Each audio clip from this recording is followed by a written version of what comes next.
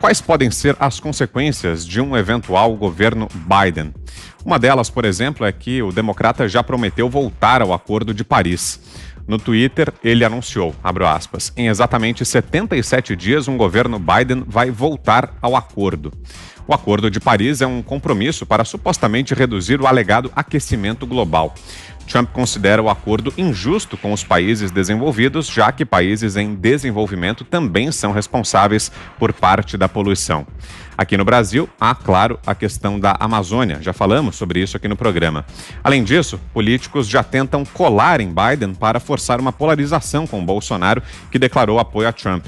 O governador de São Paulo, João Dória, afirmou que o estado vai abrir um escritório nos Estados Unidos caso o democrata Joe Biden vença as eleições norte-americanas. A representação seria sediada em Nova York e teria o objetivo de prospectar investimentos. Fiuza.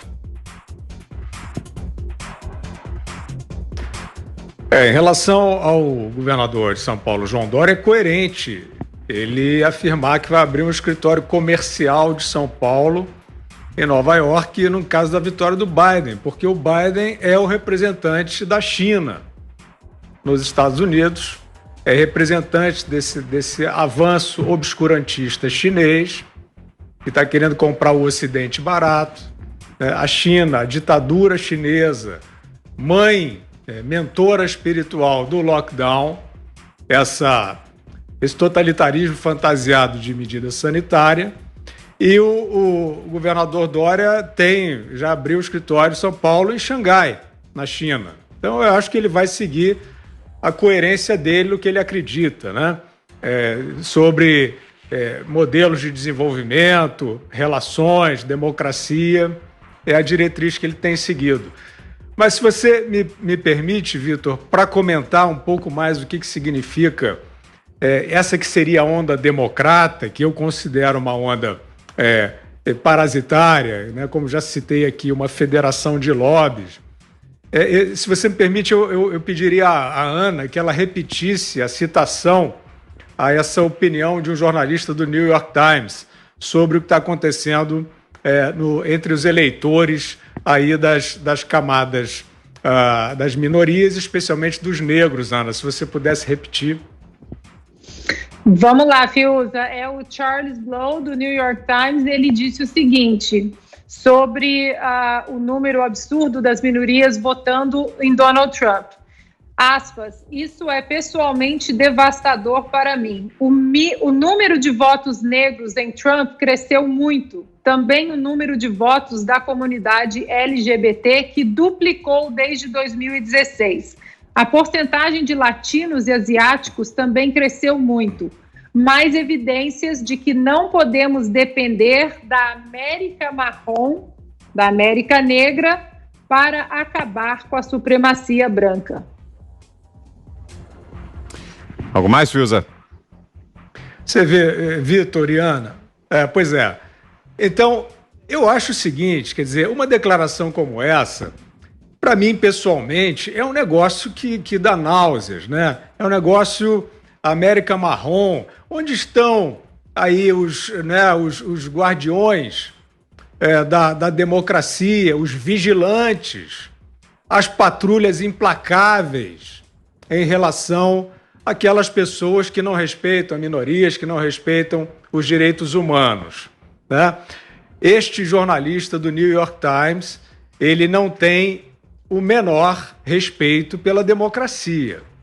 Ele quer apenas o poder, né? Ele, que eu digo, é o que ele representa, né? Ele não é um candidato, mas ele é representante do que seria a classe dos humanistas, dos democratas contra o fascismo, não é isso? Contra aquele poder reacionário. Pois bem, ele não tem o mínimo apreço pela democracia, pela ideia de democracia, porque ele quer dizer como as minorias devem votar.